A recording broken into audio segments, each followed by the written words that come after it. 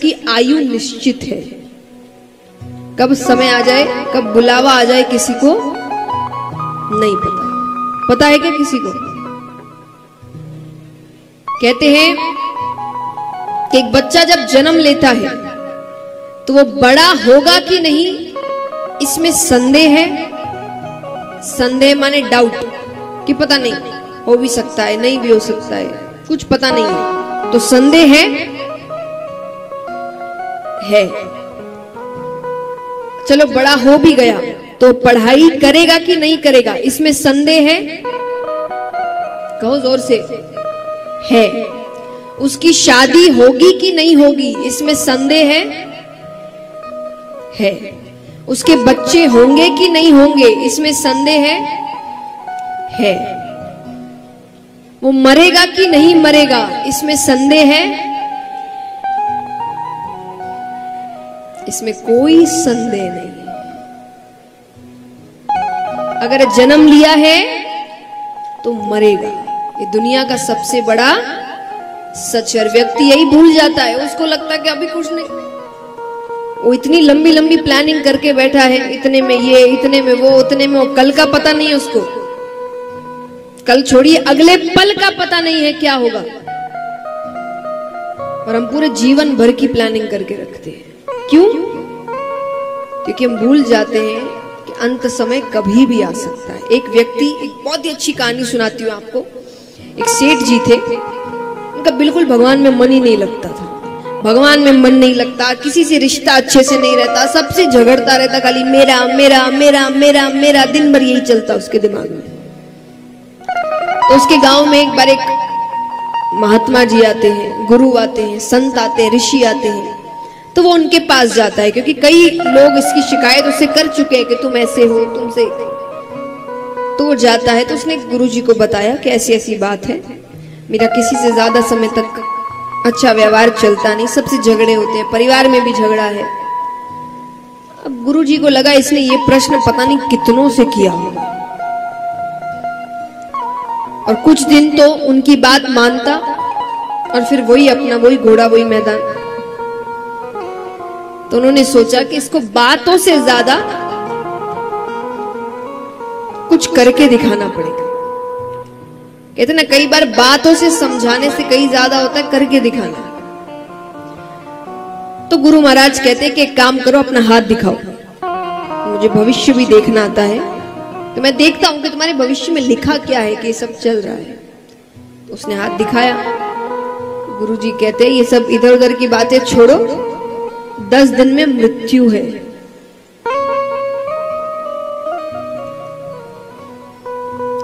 उसके तो शब्द नहीं आ रहे उसको समझ में कि क्या बोल रहे हैं आप। बोले 10 दिन में मृत्यु है, ऊपर जाना है, अब क्या करना है तुम देखो। वो तो गया, 1 2 3 4 5 6 7 8 9 10 11 12 13 14 15 दिन निकल गए, कुछ नहीं हुआ। 15 दिन बाद वो आया, वो कहे आपने तो कहा था 10 दिन में मृत्यु है, 15 दिन हो गए मुझे कुछ भी नहीं हुआ। गुरुजी ने कहा तुमने 15 दिन में क्या किया? बोले पूछिए मत, मैं तो ऐसा भगवान में लगा हूं,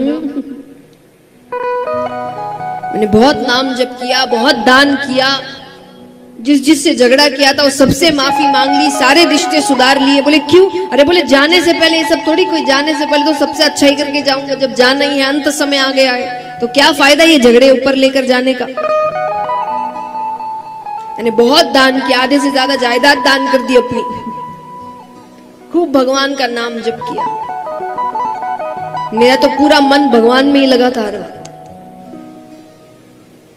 गुरु जी कहते हैं तुमने मुझसे पहले दिन आके यही पूछा था ना कि मेरे एकाग्रता का राज क्या है, अच्छे स्वभाव का राज क्या है, भगवान में मन लगने का राज क्या है। यही राज है।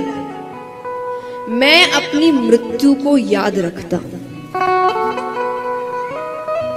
मुझे पता है कि कभी भी वो आ सकती है, अगले पल भी आ सकती है, तो मैं कोई भी अच्छी चीज भविष्य के लिए छोड़ के नहीं रखा कि बुढ़ापे में करेंगे।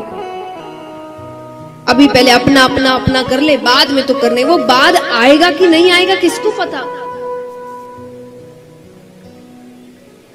हम भी तो यही करते हैं।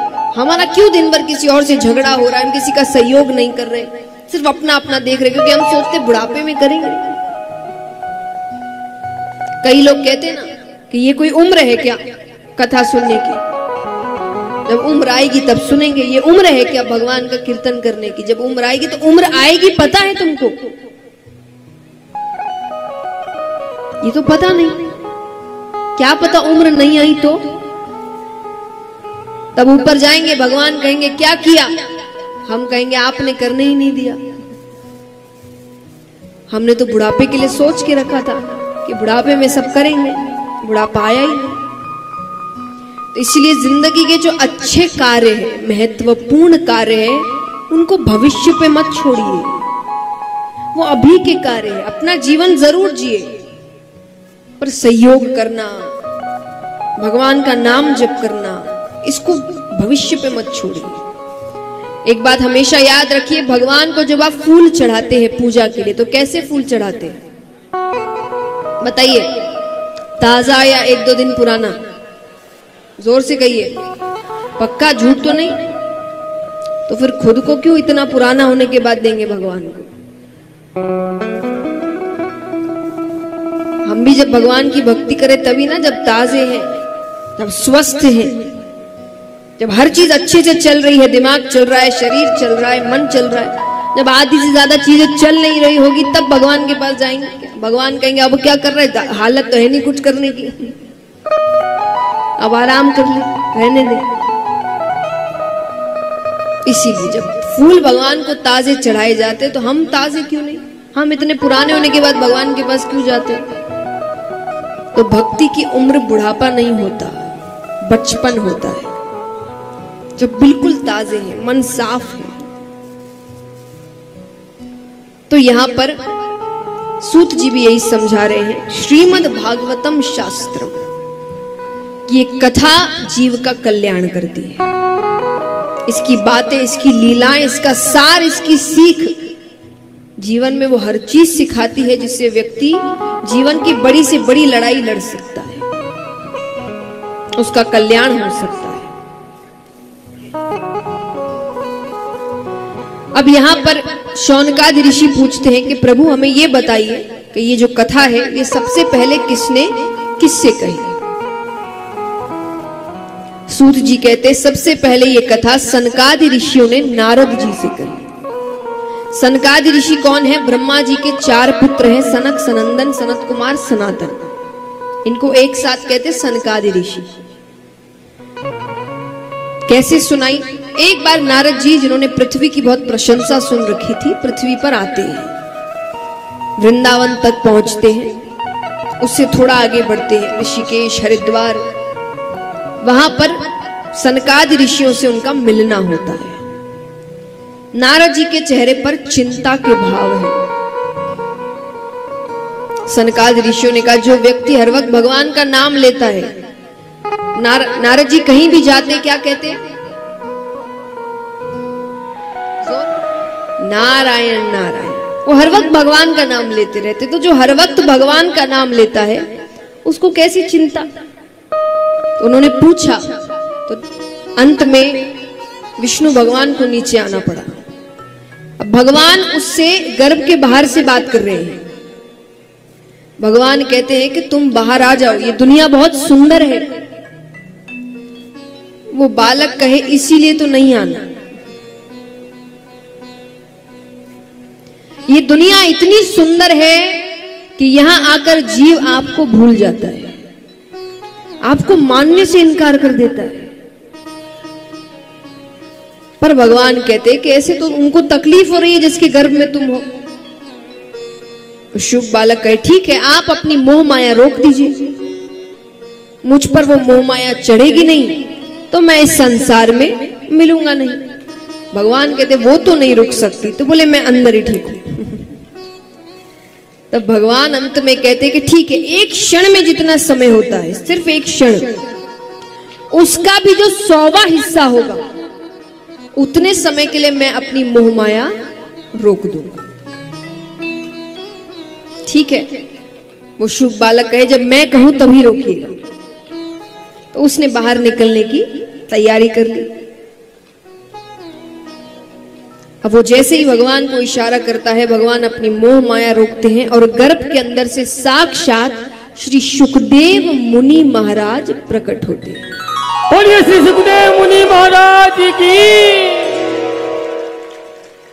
सुखदेव जी बहुत बड़े वैरागी माने गए हैं और उनकी कृपा हो जाए, उनके जैसे गुरु की शरण मिल जाए तो व्यक्ति 7 दिनों में भगवान से मिल जाता है, जो राजा परीक्षित के साथ हुआ। कल से ये कथा आरंभ होगी। आज हम 2-3 जगह से कथाएं सुनेंगे, थोड़ी महादेव जी की तरफ से, थोड़ी अब नैमिषारण्य वन में चलेंगे, वहां सूत जी की तरफ से। कल से हम सुखदेव जी के मुख से कथा सुनेंगे। तो इनके जैसे गुरु मिल जाए तो भगवान से मिलना आसान हो जाता है। आइए उनके जन्म पर हम सभी प्रार्थना करते हैं, जिन्होंने गुरु बनाए हैं वो अपने गुरु का ध्यान करें, जिन्होंने नहीं बनाए वो भगवान का ध्यान करें कि उनको जब गुरु मिले तो सुखदेव जी जैसे गुरु मिले। गुरुर ब्रह्मा गुरुर विष्णु गुरुर्देवो महेश्वरा गुरुर साक्षात् परम ब्रह्मा तस्मै श्री गुरवे नमः। तस्मै श्री गुरवे नमः। तो इस प्रकार सुखदेव जी के अवतार की कथा आती है। अब चलते हैं नैमिषारण्य वन में, जहां 88,000 ऋषिगण बैठे हैं और उनको कथा सुना रहे हैं सूत जी। और उन 88,000 ऋषिगणों में सबसे बड़े ऋषि है शौनक ऋषि, इसलिए सभी को शौनकादि ऋषियों के नाम से संबोधित करेंगे। तो शौनकादि ऋषि सूत जी से पूछते हैं, अज्ञान ध्वंत विद्वंशा कोटि सूर्य समाप्रभा सूताख्या ही कथा सारम मम कर्ण रसायनम। सूत जी से कहते हैं कि हम अज्ञानी हैं और आप में एक नहीं, दो नहीं, करोड़ों सूर्यों के समान ज्ञान रूपी प्रकाश है। आप बताइए कलयुग में जीव का कल्याण कैसे होगा? क्योंकि कलयुग में जीव कई प्रकार के दुखों से ग्रसित है, रोगों से पीड़ित है। छोटे छोटे बच्चों को बड़े बड़े रोग हैं और धीरे धीरे ये चीजें बढ़ती जा रही है, रोग बढ़ते जा रहे हैं। हम देख ही रहे हैं ये जो महामारी आई है, 2-3 साल हो गए, कुछ ना कुछ लगा ही रहता है हर कुछ महीने में।